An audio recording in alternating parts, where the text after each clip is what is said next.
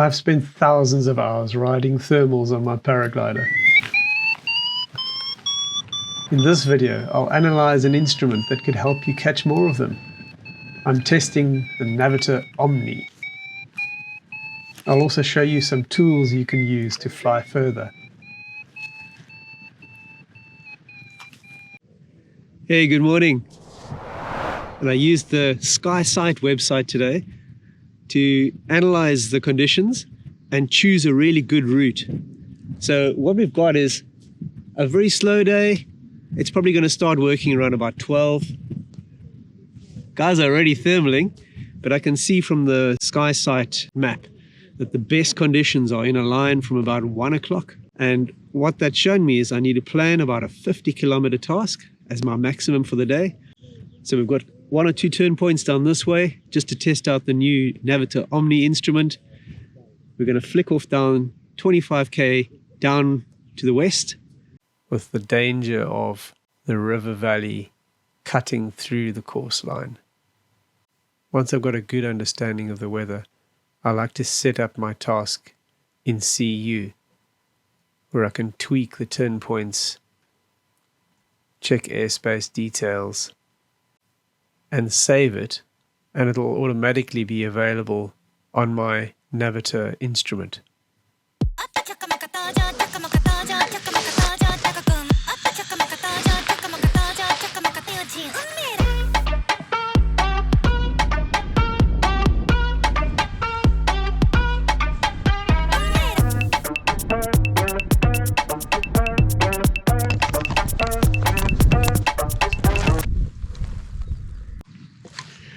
This is the first Vario I ever owned. Things have moved on a bit since then.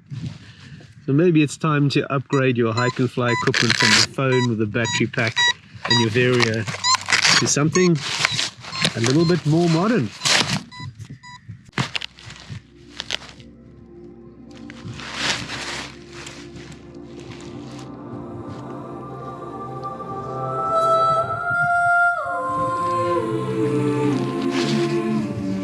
This is the cool thing. I did the task in CU on the website, and it's popped up here as my task for the day. So I can just switch on and I'm ready to fly the route. Start opens. 1 hour to go. Let's do this thing. Right, that's the promise of this instrument. One instrument does everything. You don't need any other stuff on your cockpit. So let's test it out and see if we can do a task, avoid the airspace, find thermals, and have a good day with the Naviter OMNI.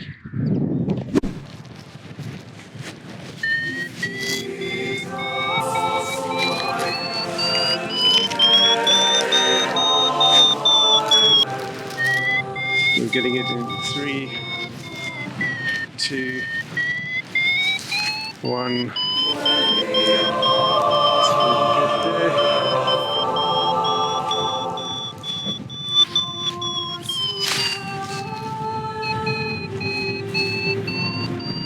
Alright, we've got a cumulus cloud above us and reasonably steady thermal.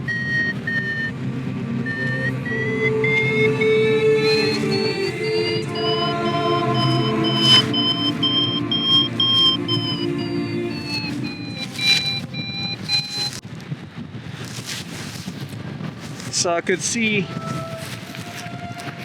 on Skysight that the thermal climbs improved as you went inland, and the top of the climbs were better. The potential distance, cross-country distance, is better.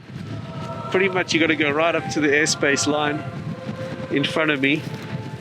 That's why I'm leaving these hills and gonna go for the towns. I can see there's a cumulus there, which is forming maybe off the transition on the hill where the road is. So that's the first cumulus that's forward. Otherwise, nothing really at my altitude. Yeah, the angle on this instrument makes a big difference. you might be able to see that I'm picking up a thermal right on the edge of where the Skyways shows the thermal hotspot on the screen, that blue area where the other pilots have found thermals in the past. The screen is highly reflective, and it took me some time to get my cockpit angled correctly to remove the glare. This will be disconcerting if you're used to something like a Skytrax instrument. I tried to stick a non-reflective protector on the screen, but it did very little to improve clarity. In the end, I bought a Super cockpit wedge to fix the screen angle. Visibility issues aside, this mapping display is where the Naviter instruments excel. The navigational information you get and the ability to query airspace blocks around you can be very useful for a cross-country pilot. Terrain information, roads, railway lines, hiking trails, rain radar, thermal hotspots, information of other pilots, complete competition functionality with QR code scanning, task planner software, auto updates, safety messages via SMS, and it even acts as a charging bank for your phone if you need it. There's a hell of a lot packed into that little box. Now, as a pilot, I know I can sometimes obsess about the functions when I'm on the ground and I'm actually able to concentrate on the information. When I'm in the air, I occasionally glance at it with one eye below the rim of my sunglasses. I get a data snapshot, so only the plainly obvious items actually get to my brain. In practice, this rich data color display and deep menu structure is a bit harder to interpret and absorb on the fly. In the real world of hanging onto a flexible aircraft in moving air, the Omni requires long moments of focus to concentrate on all the wonderful information hidden in the colorful display. As a beginner pilot, it might take some time before you need any of the Omni advantages. But once you regularly up at cloud base, it easily justifies the cost once you're doing cross-country in unfamiliar places. Or maybe you enjoy competitions or traveling and exploring. For this kind of flying, it's a good match because it has a very bright, visible display and a great Vario. The Naviter instruments do this moving map really well. But because the screen is so small, I'm very careful about what data items I place on the screen. The most important for me is the average Vario figure and the ground speed. So I've got those front and center nice and big. The time at the bottom, because notifications can block that when they come up on the top of the screen.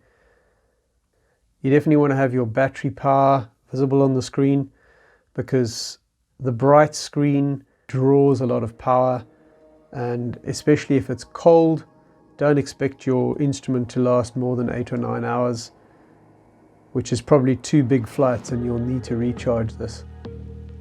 You can set it to auto zoom, which will zoom in on your position as you're moving around, or you can leave it at a set scale and control the scale with the plus and minus. I like to do that so that I've got an overview of where I'm flying in my cross-country area.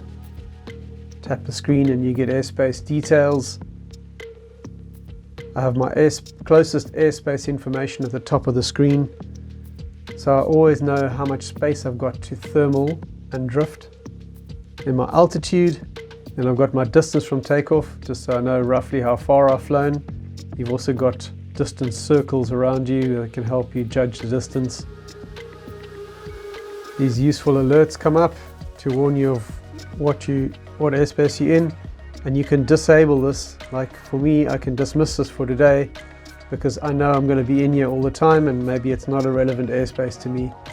And finally, the average climb rate in the last thermal.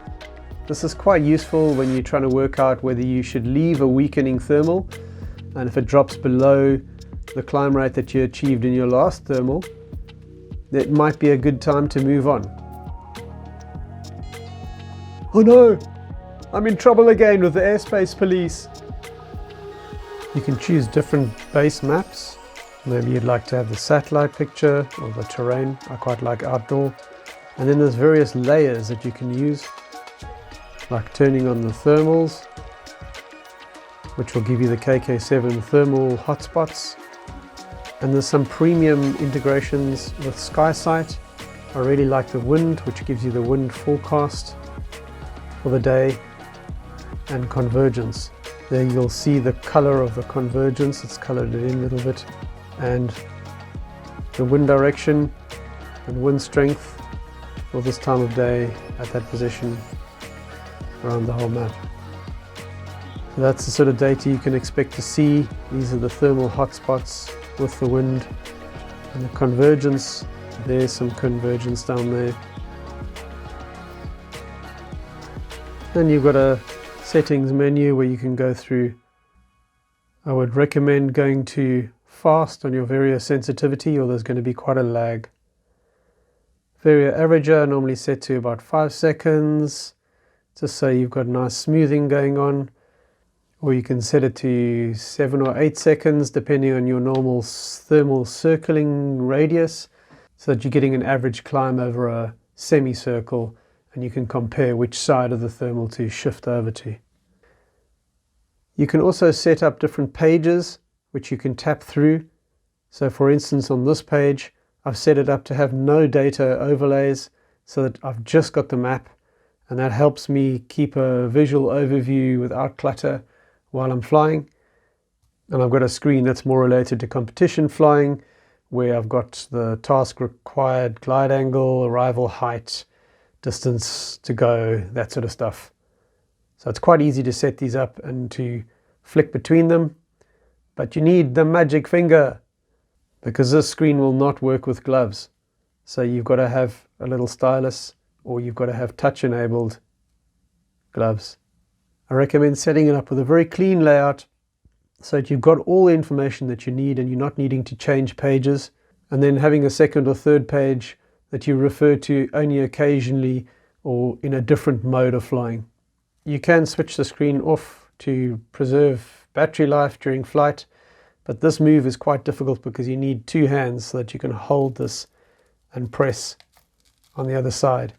These buttons are not easy. They would be much better if they were on the top of the instrument, but being on the side, they're very difficult to operate on a flight cockpit. Right, it seems we're ready for takeoff. Oh yeah, that's now starting to work. Thank you. Wow, that took a long time.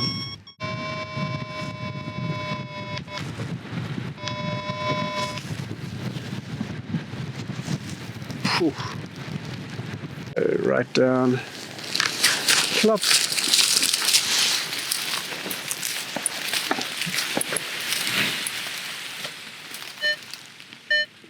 Man, this didn't release.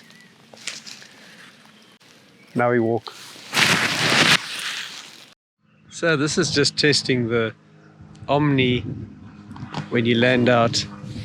I've put it into hike and fly mode, and I wanted to see if it's going to have any kind of trails. Let's get it out of the sun so you can get it. So it's in hike and fly. If you zoom in, it's got this tiny little track.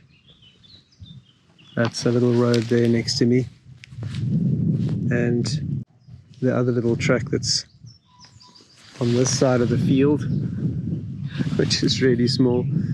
So I can see that I can walk, if I want to, out that way, and there's a little track that leads into the road, another one there. We get into Ashurst, and maybe that leads down to the hill. So I've passed that test. I can use it for hike and fly. If I didn't have my phone, I'd have trails at least. And I've also downloaded all of these, so even if I didn't have cell reception, no data. I've got all the trails, the whole of the UK, the whole of the Alps, Pyrenees and South Africa. It's all on here. Right, so I can see from the instrument, I could follow the little trails and I can see I can get to Truly Hill, and it gives me 7 kilometers walking, well, straight line.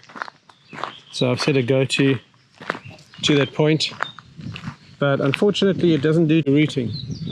So I'm gonna have to switch to my phone to actually, if I wanted to do routing. Otherwise, I can just leave it on zoomed in here, and I can just refer to this every corner, you know, kind of zoom along and you can see where you need to jump, and you can switch the screen off and just switch it on again when you need it. It's pretty detailed. I've just come out of that road. It's a normal sort of situation where you can't find where the public bridle path is, and Naviter is showing me that I needed to come down the road a little bit before I get to the kink. That's sitting over there. There's our footpath.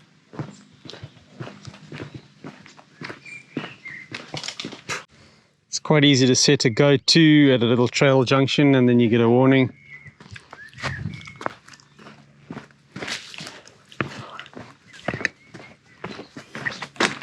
So it's picking up all of these minor little trails that are on here. Because it's such a small screen, it's a little difficult to kind of navigate your way to somewhere. I'm trying to go there. There's lots of zooming in and out needed where you lose the trails. But if you just go slowly, you can make it work.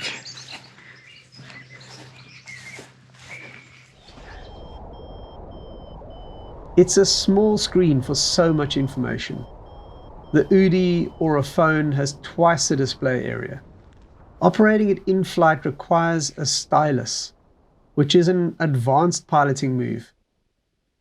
But most of the time you don't need to poke it. It currently doesn't have an easy NOTAM solution. You have to load a special file when connected to a computer before leaving home. So before every flight, you'll need to check NOTAMs on airspace.xcontest.org or notaminfo.com. And perhaps even run XeTrack or the Burn Air app on your phone alongside the Naviter OMNI until they're sorted out. But the software is continually evolving, and the device is sturdy, bright, and audible, with an accurate vario and tons of customization possible. If you're a cross-country pilot who appreciates minimalism and rich data support for your flying, it will make you happy. You can buy it directly from Naviter using the link in the description. My Academy members get special prices on Naviter instruments. You'd be very welcome to join. You'll get access to a huge online training system, including the detailed cross-country lessons, like the Skysight tutorial, and the extended edition of this video that shows you how to apply the information in the air.